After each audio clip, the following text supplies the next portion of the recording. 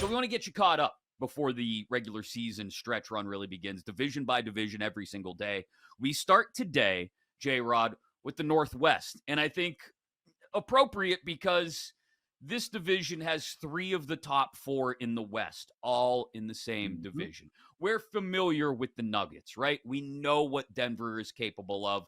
We see Nikola Jokic dropping, 14 triple doubles, I think it is to this point in the season. Although they did get limited by Milwaukee last night. We've seen Minnesota, and they've got their top 2 tandem in place, right? They've got Karl-Anthony Towns. They've got Anthony Edwards. Is that enough to push through that upper echelon of the Western Conference?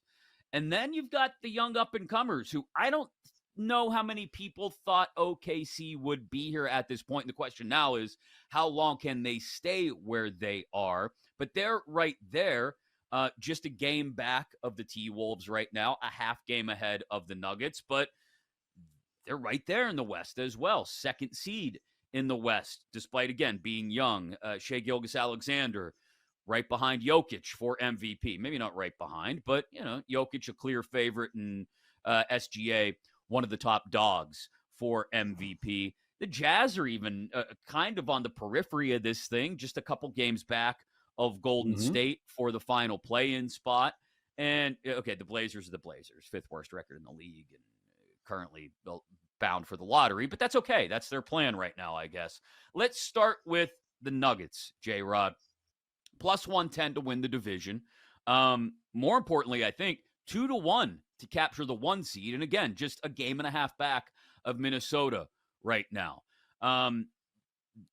They were held under 100 last night for just the 5th time all season, and against a Milwaukee team that's been much more focused, or tried to be much more focused on defense since Doc Rivers took over. They've only lost at home 4 times this year. Conversely, though, barely 500 on the road. We know what Jokic is capable of, like I said. Jamal Murray is, I think, a very strong number 2 to Jokic's number 1. What's your take on the Nuggets as we sit here today? 2-1 for the 1 seed, and a little better, or a little longer than 2-1, plus 210 to win the West. Yeah, the thing about the NBA is sort of, and it's kind of sad that divisions and seeding kind of doesn't matter. It almost really doesn't really seem to matter. I think what jumps out at you more than anything else is how the disparagement between how well Denver plays at home and how mediocre they are on the road. I think that's what is it? Why is it that teams can't handle the altitude in Denver? Well, Denver's been in the league forever. Denver's not a surprise destination anymore. So what's happening to the Nuggets on the road that has caused them to basically be a 500 team? And I think the other thing that I think gives people concern about the Nuggets in their quest for a back-to-back championship is what happens to this team when the Joker is not on the floor. That seems like they're a completely different squad. Jamal Murray's had his injury problems. They've got a great starting 5. The bench is a little thin, and what happens when Joker isn't on the floor? I think they get very vulnerable, something that they were not last year, especially in that series against the Heat. It almost seemed like the Nuggets ramped it up a notch, got better when Jokic came out of the game. Yeah, I do think in a very, I don't want to call it thin, but in a Western Conference where there's, outside of Denver, no real, there isn't a team that you jump all over and say, yeah, that's my Western Conference favorite. They still are, by default, that team, in my opinion anyway. The Nuggets, I think, look, at this point in the season, the dog days, I guess, of the NBA season. It's mid-February. The playoffs still 2 months away. The All-Star break is right around the corner, a little later than usual, it feels like. You've done the play-in thing, and for some teams, let's be honest, that didn't really matter. So we're at this point in the season where, and we kind of talked about this a few weeks ago on the show, where some teams just aren't locked in. You see it, for example, Minnesota gets lectured night after night about their lackadaisical effort sometimes. Their head coach all over. And that's fair. Like, when, especially, I think you've got a team that's led by youngish stars, you're going to hit lulls in the season where they go, you know what? It's February. It's late January. It's anywhere between late January and really late February. And we're a playoff team. We know we're a playoff team. We're not going to kill ourselves tonight. Another prop I really like tonight is in Creighton, Georgetown.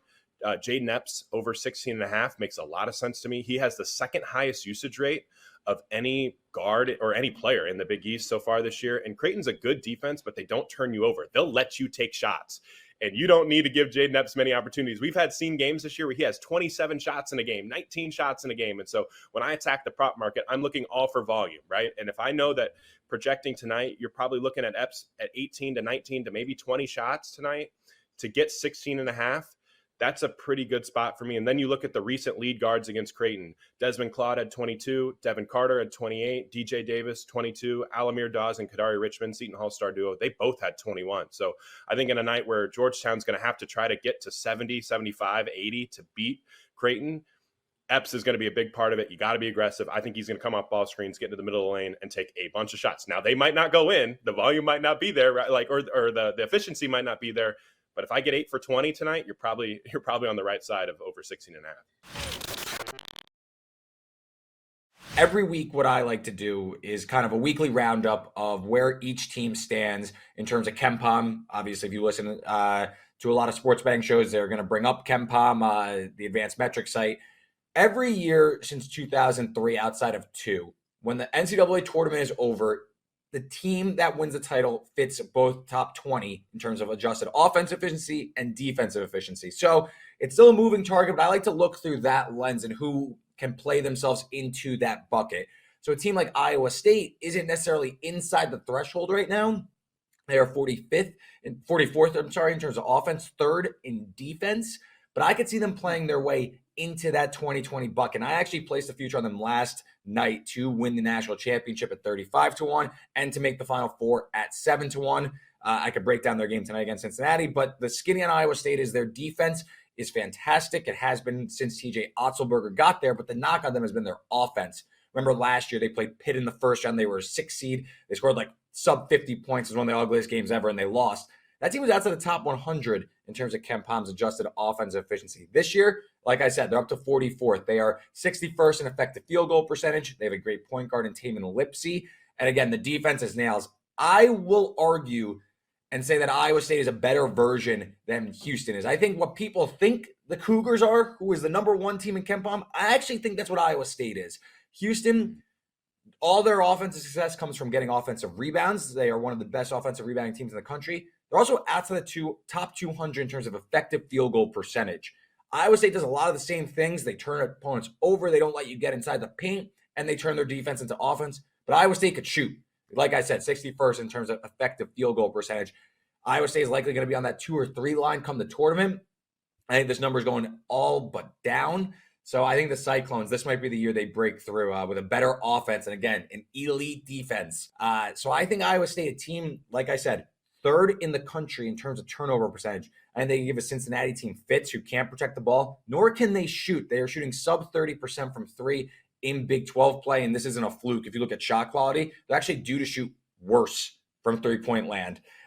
They can clean the glass, Cincinnati, really well. They're the best offensive rebounding team in Big 12 play. But I just think, again, this is a styles make fights type of thing. Iowa State is just like Houston. I think Iowa State, like I said, is a better version of Houston.